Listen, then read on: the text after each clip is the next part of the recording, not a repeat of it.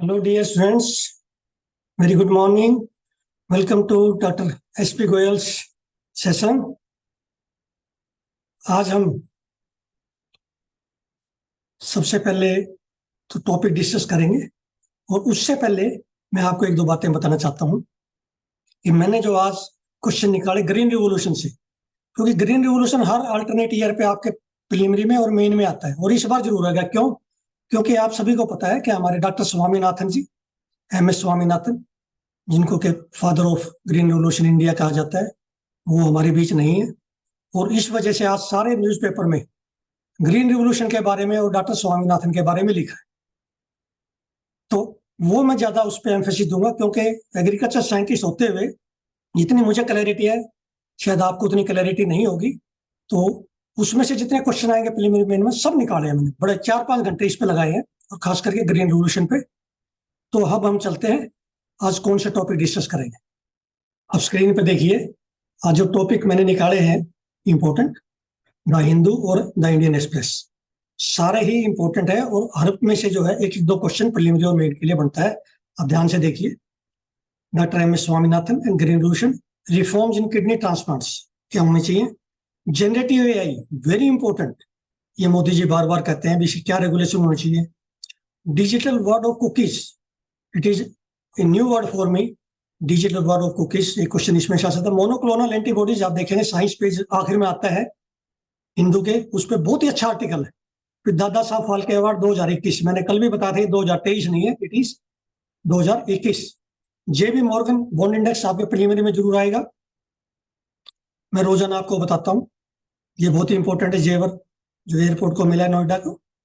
और फिर हमने आपको लिए ले आए हैं बहुत ही मेटिकुलस प्लानिंग से 15 क्वेश्चन जो कि आपके प्रीलिमिनरी और मेन में आ सकते हैं, 15 से भी ज्यादा है, बहुत ही इंपॉर्टेंट, देखना आप। अब हम डिस्कस करते हैं ग्रीन रिवोल्यूशन, क्योंकि आज डॉक्टर MS स्वामीनाथन की वजह से ये आई है।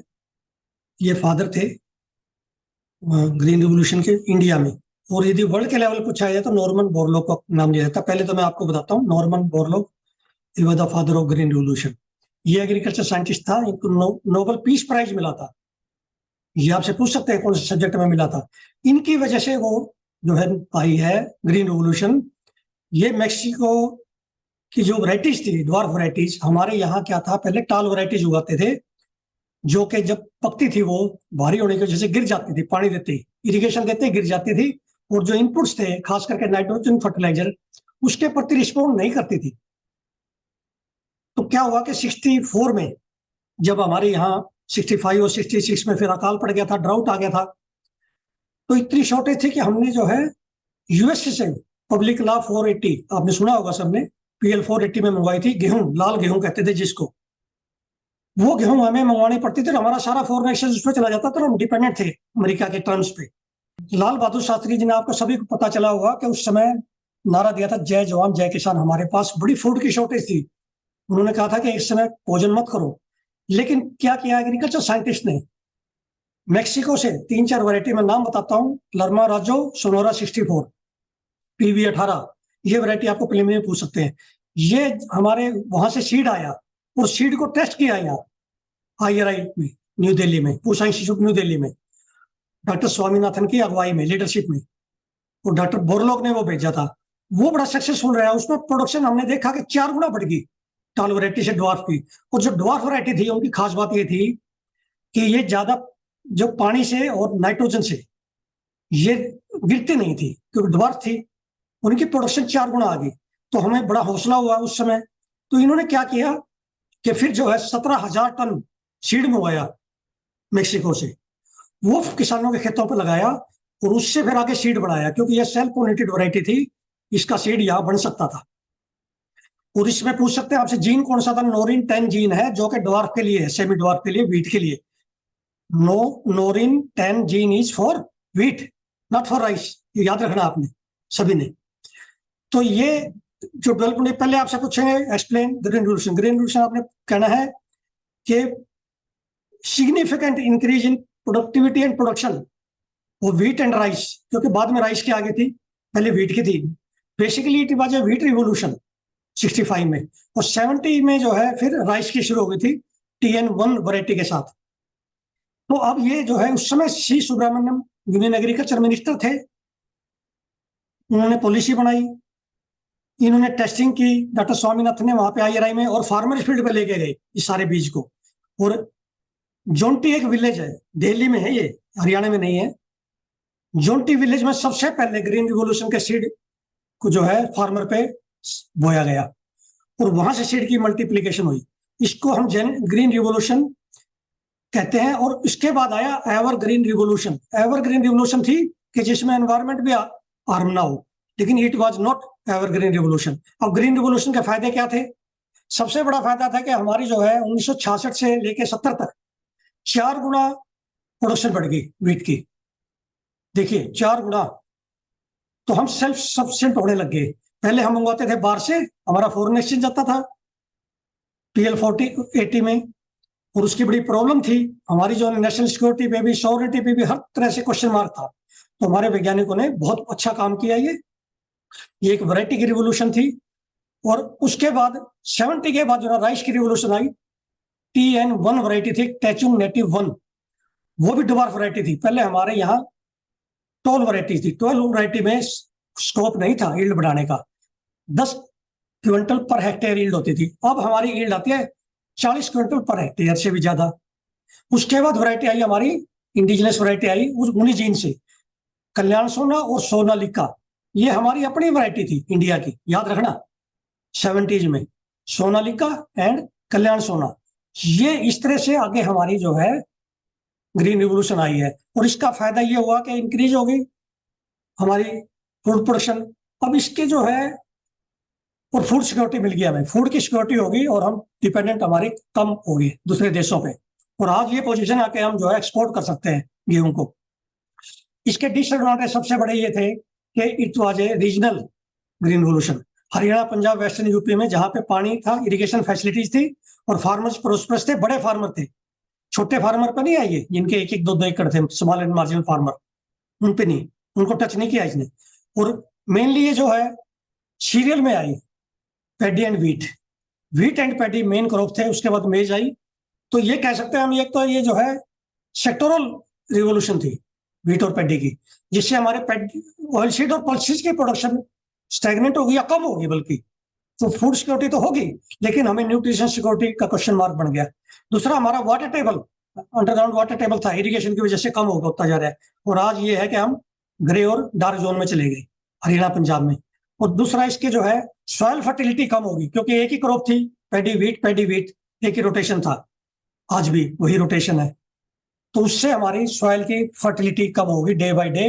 और पेस्टिसाइड और फर्टिलाइजर की इनटेक इतनी बढ़ गई कि हमें इंपोर्ट करना पड़ रहा है। और क्वालिटी ऑफ प्रोडक्ट्स, जिसमें कि हमारा अब रेजिड्यू की प्रॉब्लम आने लगी पेस्टिसाइड की। ये मोटे मोटे आप याद रखना। ये मैं कभी अलग से जो है आपको इसके नोट्स बना के दूंगा।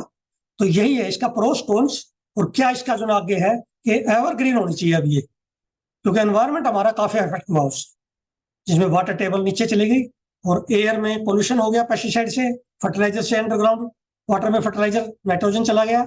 और हमें जो है अब हमारी इंपोर्ट करना पड़ रहा है हमें फर्टिलाइजर बहुत सारा। अब ये मैंने बहुत सारे क्वेश्चन इसमें बनाए हैं ग्रीन रिवोल्यूशन पे, क्योंकि ये अगले साल आएगा आपके एग्जाम में 15 नंबर का। ये आपके प्रीलिमिनरी के लिए, मेन के लिए, दोनों के लिए बना दिए मैंने। ये आपने सारे सोल्व करने हैं और ध्यान से पढ़ना है इसको। इसमें जैसे सारी स्टेटमेंट ठीक है, और स्टेटमेंट है करेक्ट। अब नेक्स्ट देखिए, नॉर्मन बोरलॉग पे है, is the consider father of green revolution. और डॉक्टर MS स्वामीनाथन को इंडिया के लिए कहते हैं is the father of green revolution, Indian architect. और नोरिन मैंने बताया था जीन है, ये वैरायटी थी वीट की। और टॉल वैरायटी जो है गिर जाती है, लोजिंग होता है गिर जाना, और कम पैदावार आना, गिरने से पैदावार कम हो जाती थी, ग्रेन श्रिंकल रह जाता था। अब ये सारी मैंने ऐसे दी है, जो वैरायटीज हम लेके आए थे बाहर से, मैक्सिको से। ये मैक्सिको से आई थी, USA से नहीं आई, जो ड्वार्फ वैरायटीज जो नॉर्मन बोरलॉग जी ने भेजी थी। और ये आपको नॉर्मन बोरलॉग को जो नोबेल प्राइज मिला था वो पीस में मिला था, साइंस में नहीं मिला था। ये was the first agriculture scientist, इनको नोबेल प्राइज मिला था पीस में, ताकि फूड सिक्योरिटी हो जाए और उससे जो है शांति बनी रहे वर्ल्ड में। अब इसी तरह मैंने बताया कल्याण सोना सोनालिका हमारी वैरायटीज है वीट की, नॉट राइस। ये देखिए आपने सोल्व करना है। स्वामीनाथन फार्मूला, ये चेयरमैन थे, इनको बहुत सारे अवार्ड मिले, मैंने सारा लिखा है ये। और आज न्यूज़पेपर में आपने सारे क्वेश्चन निकालने डॉक्टर MS स्वामीनाथन से, सभी न्यूज़पेपर में आए हुए हैं ये काफी सारा। और एम एस स्वामीनाथन फार्मूला आपको पता होना चाहिए, एमएसपी के लिए था कि मिनिमम 50%, ज्यादा 25 नहीं 50%, ये स्टेटमेंट गलत है। अब देखिए हीट अबाउट डबल हो गया था, ये सारी स्टेटमेंट मैंने जो है उससे निकाली है न्यूज़पेपर से, तो ये आपके काम आएंगे। Green revolution definition, pros cons, ये सारी स्टेटमेंट्स आपने अच्छी तरह से करनी है। आपको कम से कम 2 नंबर आपको प्रीलिमिनरी में मिलेंगे और कम से कम 10 नंबर आपको मेन एग्जामिनेशन में मिलेंगे। मैंने बताया था जोंटी विलेज, ये ग्रीन रिवॉल्यूशन का पहला विलेज है, इससे सारे आगे फैली थी, ये दिल्ली में है। अभी अशोक गुलाटी जी का एग्रीकल्चर पे आर्टिकल आते हैं, आप सब पढ़ते हैं इसके, मैं रोजाना बताता हूँ जब भी आते हैं, काफी आर्टिकल आते हैं। तो इन्होंने आज डॉक्टर एम एस स्वामीनाथन पे दिया है, ये भी आर्टिकल आपने पढ़ना है। इन्होंने बताया 18,000 ton of seeds high yielding variety का था लरमा रोजो सोनारा 64 का मैक्सिको से, कितनी अच्छी इन्फॉर्मेशन है। अभी इनको architect, father of green revolution India, doctor M S Swaminathan, ये बेसिकली प्लांट ब्रीडर थे, जेनेटिक्स के थे प्रोफेसर, IARI न्यू दिल्ली में। फिर ICAR के डायरेक्टर रहे, डायरेक्टर जनरल इरी मनीला में डायरेक्टर जनरल रहे, और बहुत सारे अवार्ड मिले, पद्म विभूषण मिला है, वर्ल्ड फूड प्राइज मिला है, बहुत सारे अवार्ड इनके पास, बोर्न अवार्ड, सारे अवार्ड मिले इनको एग्रीकल्चर के। फिर जो है इनका जो है ये देखना आप, इन्होंने Swaminathan research foundation, M S Swaminathan research foundation काम करती है एग्रीकल्चर एप्लीकेशन और रूरल डेवलपमेंट के लिए, और ये चेन्नई में काम करती है। तो इस तरह से आपने सारे क्वेश्चन इसमें जितने निकल सकते हैं सारे निकालने।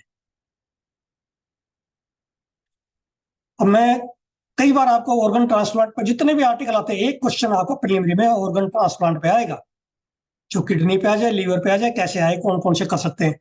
तो इसमें किडनी की मेनली प्रॉब्लम दी है, किडनी की क्या रिफॉर्म्स चाहिए हमें, और क्या अब जो है इसमें हमारे क्वेश्चन बनते हैं, क्या इस समय रूल्स है। 2023 में रूल आया फरवरी में, कुछ चेंज किए इन्होंने, 65 से ज्यादा के भी अब किडनी ट्रांसप्लांट कर सकते हैं, पहले नहीं था ये, और किसी भी स्टेट का हो कहीं भी करवा सकता है। उसमें काफी कंडीशंस हैं। किडनी ट्रांसप्लांट एक जो है, किडनी ट्रांसप्लांट की जो एक हमारे इंडिया में ministry of health and family welfare, उसमें नोटो है ऑर्गेनाइजेशन, वो डील करती है। इसके सारे आपको पता होना चाहिए, कभी भी आपका एक क्वेश्चन प्रीलिमिनरी में आ सकता है, ये बड़ा इंपॉर्टेंट है, एक्सट्रीमली इंपॉर्टेंट। इसमें से आपने क्वेश्चन निकालने हैं, कुछ मैंने निकाल दिए। ये देखिए नोटो क्या होती है, किस मिनिस्ट्री में है, 2014 का रूल क्या था, ह्यूमन ऑर्गेन्स और टिश्यूज के ट्रांसप्लांटेशन में, अकेला किडनी सभी का था। फिर 2023 में क्या चेंजेस आए हैं, मैंने बताया आपको। ये बहुत ही इंपॉर्टेंट क्वेश्चन है, ऐसे क्वेश्चन आते हैं जनरल अवेयरनेस के आपके प्रीलिमिनरी में, जो कि एक्सट्रीमली इंपॉर्टेंट होते हैं, और 90% बच्चे इनको नहीं करके जाते। अब ये देखिए Kerala, except Kerala, it is illegal to donate a kidney out of altruism. Altruism होती है इच्छा से देना, कोई भी दे सकता है इच्छा से, जैसे कहते हैं ना, वो पहले होता था। इसमें काफी रूल चेंज हुए हैं, आपने देखना है, ब्रेन डेड दे सकता है कि नहीं दे सकता, डिजीज देता है, ये सारे डिसीज है, डिजीज का मतलब डेड, डिजीज। तो ये सारे आपने रूल पढ़ने हैं, इंपॉर्टेंट। अब मैंने कल बताया था आपको यूनाइटेड नेशंस पॉपुलेशन फंड्स की इंडिया एज एजिंग रिपोर्ट है 2023 की, ये बड़ी इंपॉर्टेंट है। इसमें यह बताया गया है कि अबो 60 ईयर्स के जो पॉपुलेशन है, सीनियर सिटीजन, उनकी पॉपुलेशन जो है डबल हो जाएगी 2050 तक। तो उस पर एक जो है गहन चिंतन की जरूरत है, ये बड़ा इंपॉर्टेंट है। एक क्वेश्चन आपका आर्टिफिशियल इंटेलिजेंट या आईटी से आएगा, जनरेटिव आर्टिफिशियल इंटेलिजेंट क्या होती है, इसकी क्या एप्लीकेशंस हैं, और क्या रेगुलेशंस होने चाहिए, और यूरोपियन यूनियन ने क्या रेगुलेशन बनाए हैं, उनका एक्ट है इस पे, यूरोपियन यूनियन AI एक्ट। और हमारा जो है जो digital personal data protection act है जो 2023 में आया है, क्या वो इसको कवर करता है? यस, लेकिन उसमें सारा आपने पढ़ना है। जेनेटिव आर्टिफिशियल इंटेलिजेंस का आपका मेन में भी क्वेश्चन आएगा और प्रीलिमिनरी में भी आएगा। आएगा का मतलब बहुत इंपॉर्टेंट है, वो इनके यूपीएससी के क्वेश्चन बैंक में ऑलरेडी है। ये देखिए मैंने इसमें से एक क्वेश्चन तो निकाला, लेकिन इसमें से कम से कम 10 क्वेश्चन निकल सकते हैं। Chat GPT is backed by Microsoft. एक ये टर्म आई है LLAMA, ये larger language model Meta AI, it is backed by Meta. ये सारी कंसेप्ट है, क्या है, क्या एप्लीकेशंस है, ये आपके IIT के बच्चे तो कर देंगे, बाकी बच्चे जो हमारे हैं ना इकोनॉमिक्स के और ह्यूमैनिटी ग्रुप के, वो नहीं कर पाते ऐसे क्वेश्चन। तो आपने ध्यान से इस आर्टिकल को पढ़ना है, it's a very important article. अब अगेन ये भी मेरे लिए नया है, डिजिटल वर्ल्ड ऑफ कुकीज क्या है, बहुत इंपॉर्टेंट है। ये कैसे काम करता है, कितने टाइप के कुकीज हैं, ये कुकीज बिस्कुट वाले नहीं है, ये डिजिटल है। What are the usages of cookies, ये आपका मेन का डायरेक्ट क्वेश्चन है। और ये मैं बताता हूं आपको कि 80-90% बच्चे ऐसे क्वेश्चन नहीं पढ़ के जाते, वो सीधे सीधे पढ़ते हैं जो आते हैं, उन्हें उनको समझ आते हैं बहुत सारे हुए, तो इसको 2-3 बार पढ़ना है आपने। और हमारा इंडिया का जो है digital personal data protection act इसके लिए क्या कहता है, ये आपने हर एक वक्त करना है। ये मैंने एक क्वेश्चन निकाला है, digital cookies act as a digital ID card है ये आपका, it can track online behaviour. और ये हमारा जो प्रोटेक्शन एक्ट है ना 2023 का आया है, जो digital personal data protection act 2023 का, इसने भी डिजिटल कुकीज को कवर किया है। इट इज नॉट साइलेंट, ये गलत स्टेटमेंट है। ये आपने बहुत अच्छी तरह से इसमें से क्रिटिकली क्वेश्चन निकालो। ये 5 आईज इंटेलिजेंस अलायंस मैंने बार बार आपको बताया है, ये रोजाना आ रहा है, जिन कंट्रीज मैंने बता दिए। इसमें कंसेप्ट है स्टोन घोस्ट, ये इनकी इंटेलिजेंस शेयरिंग डेटाबेस है 5 कंट्री का, जिसमें Australia, Canada, New Zealand, UK and US, ये 500 कंट्री आपको याद होने चाहिए। 5 eyes intelligence is an extremely important for your preliminary 2024। And stone ghost नई कंसेप्ट है आपके लिए भी, मेरे लिए भी। देखिए स्टोन घोस्ट में मैंने बता दिया ना, 5 आईज इंटेलिजेंस अलायंस से रिलेटेड है, इंटेलिजेंस शेयरिंग डेटाबेस। अब निपा वायरस पे मोनोक्लोनल एंटीबॉडीज, जिसका आपने आर्टिकल पढ़ना है, इसमें मैंने 2-3 क्वेश्चन निकाले हैं। मोनोक्लोनल एंटीबॉडीज क्या होती हैं, निपा वायरस में कैसे काम करेंगी, और उसके बाद कहाँ से हम मंगवा रहे हैं ऑस्ट्रेलिया से, और कौन से वायरस में, ये सारी जो है आपने बहुत ही अच्छे तरह से, इसमें इतना अच्छा आर्टिकल है, ये आपका एक क्वेश्चन प्रीलिमिनरी का इसमें से बनता है। ये मैंने निकाल दिया आपको। ये लेबोरेटरी मेड प्रोटीन्स हैं, मोनोक्लोनल एंटीबॉडीज, लेबोरेटरी में जो कि एंटीबॉडीज से उनका बिहेवियर मिलता है, जो ओरिजिनल हमारे शरीर में जो एंटीबॉडीज बनती है ना, उससे मिलती जुलती है, जो इम्यून सिस्टम डेवलप करती है। Antibodies always develop immune system. और M102.4 ये कभी भी आ सकता है प्रीलिमिनरी में, ऐसे क्वेश्चन देता है यूपीएससी निकाल के साइंस से, जो आपने सुने ही नहीं होते। It is a potent fully human monoclonal antibodies that neutralizes Hendra and Nipah virus. अब ये भी पूछ लेते हैं निपा वायरस आरएनए वायरस है DNA, it is RNA virus not DNA. तो कितना इंपॉर्टेंट क्वेश्चन है, ये मैंने आपको कल डिटेल में बताया था। मैं रोजाना आपको कहता हूँ एक्सप्लेन पेज में 4 आर्टिकल है पढ़ने वाले, डीएक्शन पे आज पूरा आर्टिकल आ गया एक्सप्लेन पेज पे इंडियन एक्सप्रेस में, कितना इंपॉर्टेंट है। मैंने कल सारा बताया था, इसमें आप पढ़ लेना, इसमें कोई भी साइंस की ऐसी बात नहीं है जो समझ नहीं आएगी। क्या डीएक्शन होता है, क्या क्यों ये कोड दिया गया जेवर नोएडा के एयरपोर्ट को, और दिल्ली एयरपोर्ट को क्या दिया गया है, ये सारा इसमें दिया, रांची एयरपोर्ट को क्या दिया गया है, ये सारा आपने अच्छी तरह से पढ़ना है, क्या फायदा है इसका। अब कौन देता है, ये मैंने इसमें क्वेश्चन निकाल दिया, ये आपने से इस तरह से क्वेश्चन निकालने हैं उसमें से, आर्टिकल में से। ये मैं बार बार बता रहा हूँ, ये आपको आएगा तो प्रीलिमिनरी में, लेकिन गलती इसमें ये होने की संभावना है कि 2023 का अवार्ड नहीं है, दादा साहब फाल्के अवार्ड है, वहीदा रहमान जी को मिला, 2021 का मिला है। अब ये जेपी मॉर्गन बॉन्ड इंडेक्स पे मैंने आपको बहुत अच्छी तरह से कराया था, लेकिन आज एक्सप्लेन्ड पेज पे आ गया, एक्सप्लेन्ड मनी इंडियन एक्सप्रेस में। तो आपने ये पढ़ना है, इसका इंडिया को क्या फायदा होगा, 4-5 पॉइंट है। फॉरेन एक्सचेंज में क्या फायदा होगा, कितनी एफडीआई आएगी, कितनी एफपीआई आएगी, कॉर्पोरेट में क्या फायदा होगा, हमारी स्टॉक मार्केट जो है बुल फेज में जाएगी या बियर फेज में जाएगी, ऐसे बहुत सारे, और क्या इसका नुकसान हो सकता है। तो ये बड़ा इंपॉर्टेंट है इंडियन इकोनॉमी के लिए, जेपी मॉर्गन डेट इंडेक्स, ये प्रीलिमिनरी में आपके आ सकता है। अब ये क्वेश्चन जैसे पिछली बार होमगार्ड का डाल दिया इन्होंने, ऐसे एक क्वेश्चन डाल देते हैं, कल के अखबार में था ये कोस्ट गार्ड के बारे में। तो it is A statutory body, yes, it operates under the ministry of defence, बाकी ठीक है इसके, लेकिन ये मिनिस्ट्री ऑफ डिफेंस में है, ना कि होम मिनिस्ट्री में, ठीक है ना। इस तरह के क्वेश्चन आपके कभी भी पूछ सकते हैं, आप उसके लिए हमेशा तैयार रहो। अब ये मैंने आपके लिए जो है मेन के लिए ऐसा क्वेश्चन आपका आ सकता है, मैं बता रहा हूँ। एक्सप्लेन ग्रीन रिवोल्यूशन, इसकी डेफिनेशन इसमें आप आराम से लिख सकते हैं लिमिटेड वर्ड्स में। मेरिट्स एंड डीमेरिट्स, डीमेरिट्स भी बता दी मैंने, मेरिट्स भी बता दी। और स्मॉल एंड मार्जिनल फार्मर को क्यों टच नहीं कर पाई है, क्योंकि उसके पास पैसा खरीदने के लिए, इनपुट खरीदने के लिए, फर्टिलाइजर और वो जो पेस्टिसाइड्स है उसके लिए पैसा नहीं था, और जो हाई यील्डिंग वैरायटी थी द्वार, उनका सीड जो ना खरीदने के लिए उसके पास इतना पैसा नहीं था। और क्योंकि वहाँ इरिगेशन फैसिलिटी जहाँ स्मॉल एंड मार्जिनल फार्मर है सिर्फ हरियाणा, पंजाब और वेस्टर्न यूपी में ही जो या दिल्ली तक सीमित रही। दूसरा देखिए, why green revolution could not be transform in evergreen revolution. बड़ा अच्छा क्वेश्चन है, इसको एनवायरमेंट से मिला दिया इन्होंने। ग्रीन रिवोल्यूशन से तो हमारा एनवायरमेंट डिस्टर्ब हुआ है, वाटर टेबल नीचे चला गया, पेस्टिसाइड्स आ गए, फर्टिलाइजर आ गए, एनवायरमेंट डिस्टर्ब हो गया। लेकिन एवरग्रीन का मतलब इसको हम सस्टेनेबल बनाएं, हमारा वाटर टेबल भी नीचे ना जाए और हमारे पेस्टिसाइड जो है वो इतना हार्म ना करें। एवरग्रीन का मतलब ये है विदाउट हार्मिंग एनवायरमेंट। फिर एक क्वेश्चन और बना दिया मैंने, मनरेगा पे आज आर्टिकल आया सोशल ऑडिट का। Social audit is essential for MNREGA, लेकिन कई स्टेट नहीं करवा रहे। सोशल ऑडिट क्या होता है, क्योंकि जो पर्पज है सोसाइटी के हेल्प का, क्या वो फुलफिल हुआ है? वो इंडिपेंडेंट एजेंसी है जो सोशल ऑडिट करती है। मनरेगा वर्ल्ड की सबसे बड़ी एम्प्लॉयमेंट की स्कीम है इंडिया की, तो मनरेगा के बारे में कभी भी एक क्वेश्चन आ सकता है एम्प्लॉयमेंट पे, तो आपने इसको ध्यान से करना है।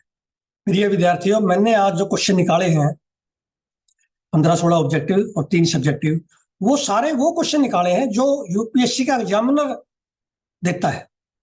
एग्जामिनर बन के सुबह मैंने निकाले, इसको 4 घंटे मैंने लगाए इस पे। तो आपको इतना समय लगाने की जरूरत नहीं, आपने तो सिंपली मॉक टेस्ट को सोल्व करना है और इन क्वेश्चंस के मॉडल आंसर बनाने जो मैं मेन के लिए देता हूँ 150 वर्ड में और 250 वर्ड में। और इसका ये है फायदा कि आपको ये एक्सरसाइज तो मैं कह सकता हूँ मैंने पूरा एनालिसिस कर लिया। इंडिया की किसी एकेडमी में ये एनालिसिस नहीं है कि रोजाना आपको 15 से 25, 30, 40 क्वेश्चन रोजाना ऐसे बना दें और क्वेश्चन की आप क्वालिटी देखो, बिल्कुल वही क्वेश्चन है जो आपको आते नहीं और जो नेशनल और इंटरनेशनल इंपोर्टेंस के हैं। और ऐसा लगता है कि हम जो है इसके 25% भी ठीक नहीं कर पाएंगे ये देखभाल नहीं पड़ेंगे तो। ज्यादातर क्वेश्चन आपको नहीं आते, जैसे ग्रीन रिवोल्यूशन में मैंने दिए हैं आपको आते नहीं वो। और ग्रीन रिवोल्यूशन का जो मैंने बताया वो आपने बार बार सुननी है मेरी इस वीडियो को, क्या प्रोस है क्या कौन है। इससे क्या होगा कि आप एग्जाम में ये सिंपल पॉइंट भी लिख दोगे तो आपके 15 में से 10 नंबर आराम से आ जाएंगे। क्योंकि मुझे जितनी क्लियर है ग्रीन रिवोल्यूशन उतना आपको कोई भी नहीं बता सकता इंडिया में बिसाइड्स एग्रीकल्चर साइंटिस्ट। तो इस वीडियो को, ये बहुत इंपॉर्टेंट वीडियो है खास करके ग्रीन रिवोल्यूशन के लिए, इसको आपने शेयर करना है, मैक्सिमम शेयर करना है। और कल फिर हम जो है इसी तरह नए क्वेश्चन प्रीलिमिनरी और मेंस के लिए जो कि आपके नेक्स्ट उसमें एज सच आएंगे या सिमिलर आएंगे, आपको आदत पड़ जाएगी ऐसे क्वेश्चन करने की। और इससे आपका, मुझे पूरी उम्मीद है कि 110 प्लस आपके प्रीलिमिनरी में और मेन में भी मुझे पूरी उम्मीद है कि मैं 50 नंबर से ज्यादा आपके बढ़वाने में पूरी मदद कर सकता हूँ।